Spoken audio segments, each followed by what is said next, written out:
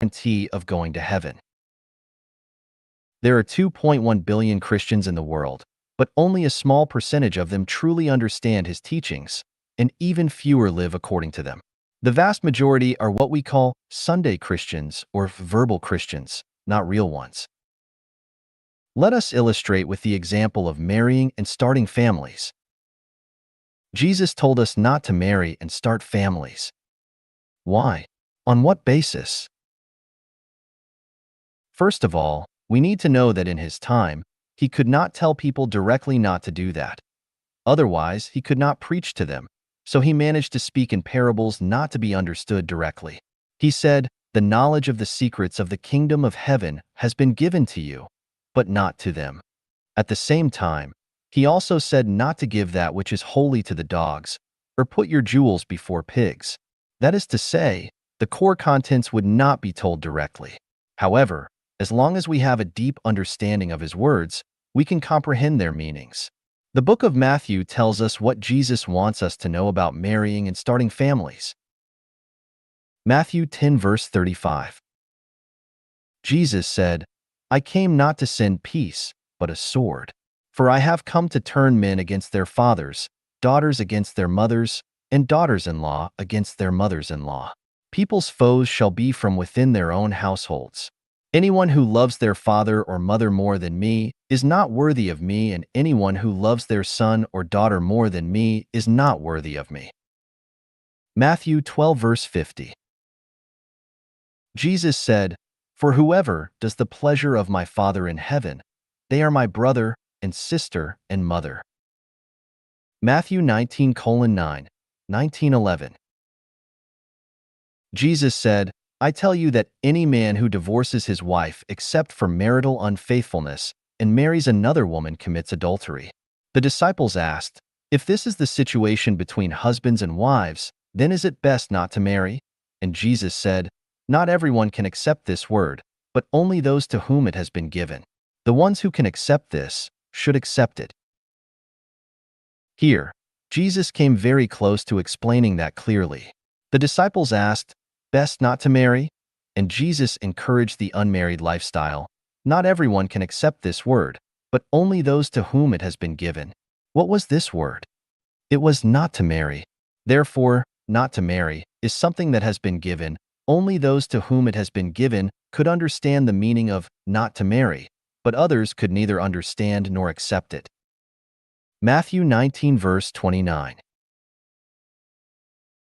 Therefore, Jesus Christ stressed further, "And everyone who has given up houses, or brothers, or sisters, or father, or mother, or child, or land for my name will be given 100 times as much and have eternal life."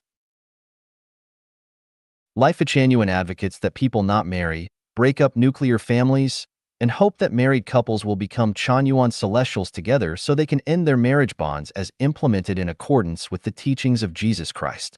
The profound meaning of not to marry and start a family is for letting people enter the kingdom of heaven. Matthew 22 verse 30. Jesus told us clearly, "For when they come back from the dead, there will be no husbands or wives, but they will be as the angels in heaven." This further indicates that those who enter into the kingdom of heaven have not married, and that those who have married cannot enter into the kingdom of heaven. Why? Can those who marry not enter the kingdom of heaven? The answer is, no, they cannot, and the reasons can be found in Life Genuine, Chanyuan Corpus, and Xuefeng Corpus. That is it. I have given a further explanation, but whether you can understand it or not is up to your own considering and judging. Therefore, what Xuefeng says does not go against the teachings of Jesus Christ, but carries out Jesus' teachings faithfully. Christians all over the world, do you understand? Do you deserve to be Christians when you are obsessed with marrying and loving your families? Do not shout, "Lord, Lord." Jesus will not hear you. 进入新时代需要转换的意识。 The new consciousness for the new era. Xuefeng. Those who wish to be a part of the new era of Life Genuine must realize and accept these 18 requirements. Abandon atheism and the theory of evolution and accept the reality of the greatest creator, and follow the way of the greatest creator. Abandon the concepts of ego, family, religion, political party, and state, and form the consciousness of global citizens. Shift from the belief that reality creates consciousness to the belief that consciousness creates reality. Repudiate the God of the Old Testament of the Bible and establish the new idea of the greatest creator. Negate the view of fortuity and establish the view of inevitability. Shift from the view of disorder to that of causality. Accept the existence of different levels of life besides that which we see on the earth. Accept that life consists of a material entity and a spiritual one. Accept that death is not the end of life, but only the beginning of a new journey of life. Accept the reality of the existence of heaven and hell. Understand that there is no ultimate judgment, but that judgment is ongoing and universal. Understand that our futures are determined by us and shaped by our own hands. Understand that whether one has a good future or a bad one depends on whether their non-material structure is perfect or deficient. Abandon personal heroism and elite consciousness and lower oneself to the humblest of position. Understand that what one reaps, so shall they sow, and that we need to contribute more but ask for less in return to accumulate our merits and virtues and to sublimate our quality of life. Understand that only by embracing sincerity, kindness, and virtue can we perfect our own structures of life, completely abandon attack and revenge attitudes, and treat everything kindly. Master the principle of the Mobius net, unify opposites, and give up one's criticisms of the world. Understand that life has an infinite future, and only those who pursue the highest realm of life can have the most splendid future. It is only in this way that we can enter the new era. 国家必将消失，国家正在消亡。States are bound to disappear, and they are doing so. Xuefeng. February 9th, 2018. Translated by Treasure and edited by Care. As Zhejiang predicted in his Divination Before Saddled Horses, the talented will be put to good use, and the whole world will be one family, is the general trend of human social development as marriages and families, states, political parties, and religions are becoming decadent. This is a law of the evolution of society that cannot be stopped. Today, artificial intelligence is growing, a black swan which is flying high. The world is rapidly moving toward a new pattern. All the efforts to maintain those marriages and families, states, political parties, and religions are not only fatuous, but even futile.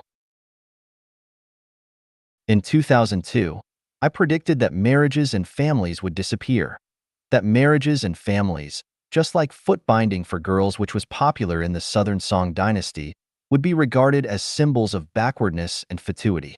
Today, the rise of the global divorce rate and the rapid increase in the percentage of single people prove that my prediction is becoming a reality. Looking back upon marriages and families from 20 or 30 years hence, people will see them as ridiculous as foot bindings for girls. Marriages and families are the same as states. The present states are equivalent to primitive tribes.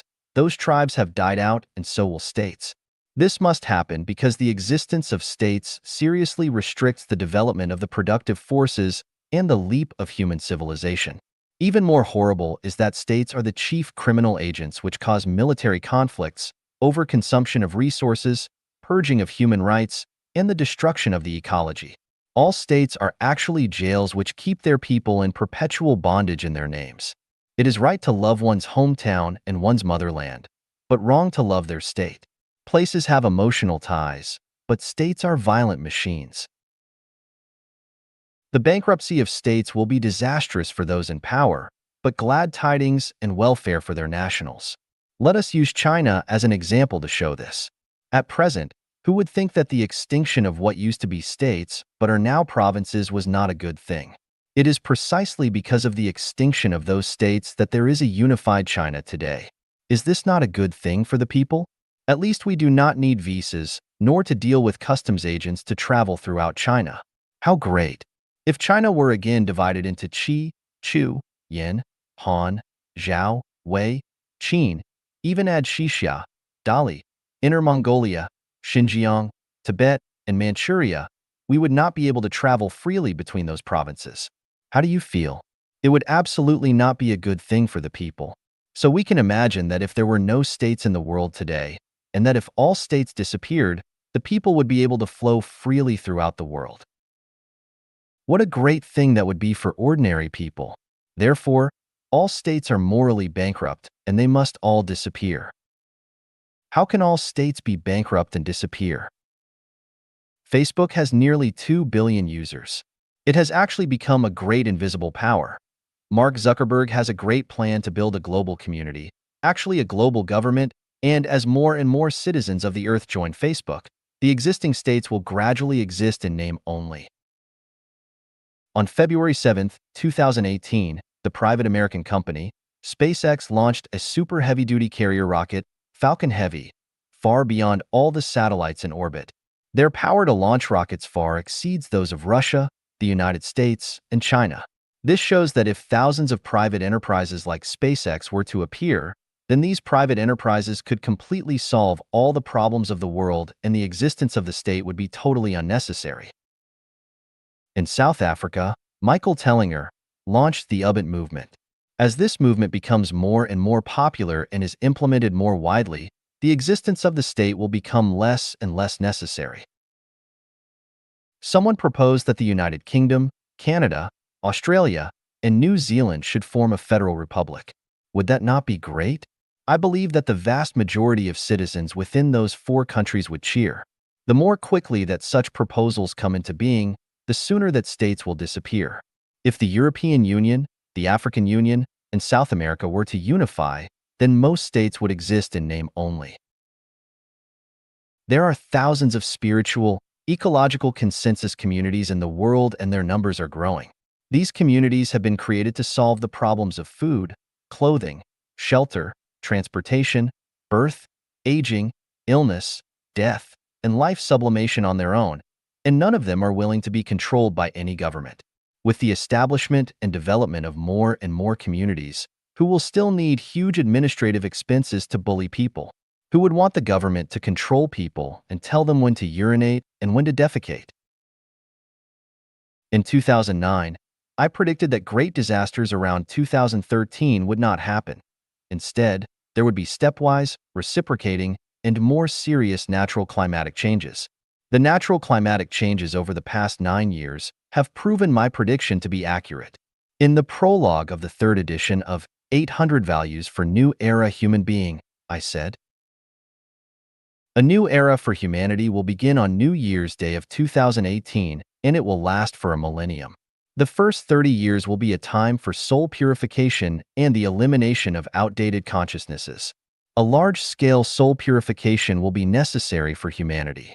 Those consciousnesses which are not suitable for the needs of the new era will be eliminated. The following 10 years will be a transitional period. The traditional production and life modes will be replaced by new models. After that, humanity will enter a harmonious era when all religions will unite as one. Favorable weather will prevail throughout the year, and everyone will enjoy happy, joyous, free, and blessed lives. This new era will last till the end of the year 3017. In other words, from January 1st, 2018 through the succeeding 20 years, and especially through the first 10 years, unimaginable climatic changes will take place. Refugees from these changes will be countless, and the problems of dealing with the refugee crisis will become more and more difficult. From 2028 to 2038, people will have to compete for survival resources. Their struggles will be unrestrained, impossible to suppress, and extremely cruel. The first 10 years will produce continuous natural disasters, and the succeeding 10 years will be filled with many human misfortunes. This will calm down in 2048 because the population on the Earth will have become much smaller and a stateless world will have been born. Artificial intelligence is evolving in geometric progression. The AlphaGo robot has defeated human beings in many thought experiments. People will still be people after 10 years, but by that time, AlphaGo will have evolved into a super biological robot. Comparing those super biological robots' intelligence to that of today's biological robots would be like comparing human intelligence to that of primitive, four-legged mammals. Professor Kaplan of Stanford University has come up with these statistics. 47% of 720 jobs considered in the United States will be replaced by artificial intelligence. In China, this proportion may exceed 70%. 10 years later, when super biological robots begin to take over the world, states will undoubtedly be swept into history museums. Everything is advancing too rapidly in this era to predict what will happen next. Maybe black swans will fly as we wake up someday, and the world will have changed into something unimaginable, something that we are at a total loss for. By then, such things as states are bound to have vanished completely. In the face of the state, how does every citizen treat it? Do not work hard for your countries because all of those efforts will be in vain. Do not regard yourselves as American, Japanese, or Vietnamese anymore, but think of yourselves as citizens of the earth. Imagining that your state does not exist and consider how you will survive without it, now. Affairs of the family, the state, and the earth are inconsequential. What really matters is your survival. Do not waste precious time listening to the lies and constant haranguing emitted by your governments and their apologists. Governments are not reliable at all. They can never be relied upon. It is no better to rely on a government than to rely on pigs. It is more useful to raise pigs than to raise a government. Join Facebook, the Ubuntu movement, an ecological community, a super private enterprise, a civilized and powerful state, or any crowd that cannot be destroyed by super biological robots. Do not wait until tomorrow, do it today. Escape from unfair societies with scarce resources and dense populations where morals have degenerated as soon as possible. At all times, be vigilant and be alert. Be anchored against the wind, dig deep holes, accumulate grain extensively, and find your way out. Please say good words as much as you can. Hundun Celestial. December 11th, 2006. Translated by Tong Xin and edited by Kair. The ancients said, just as bitter medicine cures sickness, so unpalatable advice benefits conduct. This is half right. The other half should be, the favorable weather benefits the growth of grains, so good and sweet words benefit the affections. Life genuine implements the latter half. Nobody is perfect and flawless. Life is short, so why aim at each other's flaws? Everyone has their unique advantages and shining characteristics, and everyone has their bright spots that are worthy of being appreciated. If we point to other people's flaws, those flaws will be enlarged. But if we appreciate other people's advantages, then their advantages will be enlarged. In order to make people happy and joyful, I advocate being blind to other people's flaws, but to appreciate their bright spots instead. If we continue doing so for a long time, everyone will become kind and merciful, will have glorious hearts, and will be grateful and reasonable. Therefore, in life genuine, please say good words as much as you can. As long as you do not mean to hurt people, you may say whatever you want. Humorous words, lively words, and wise words are all welcome, and as long as you can make others feel happy and pleasant, you will have earned merit. Life is not easy. So many troubles and worries torture people and steal their smiles. So why add frost on snow and make it worse when we get together? Without us, the earth would still rotate normally and other people would still live without any problems. So why should you make others unhappy? I oppose being picky and nibbling, and I oppose wrangling and arguing or teaching others wisdom I have gained, as if I am telling myself. I will not dare to do this in the future, and I will correct this whenever I can. In all situations, if we have reasons, we state them, but we do not suggest that other people are unreasonable. Life genuine is the homeland for spirits and souls. To create a warm and harmonious atmosphere is our ideal and our expectation. The relationships among Chanyuan celestials are the relationships of brothers and sisters, and relatives and lovers. We care and love each other, encourage and appreciate each other.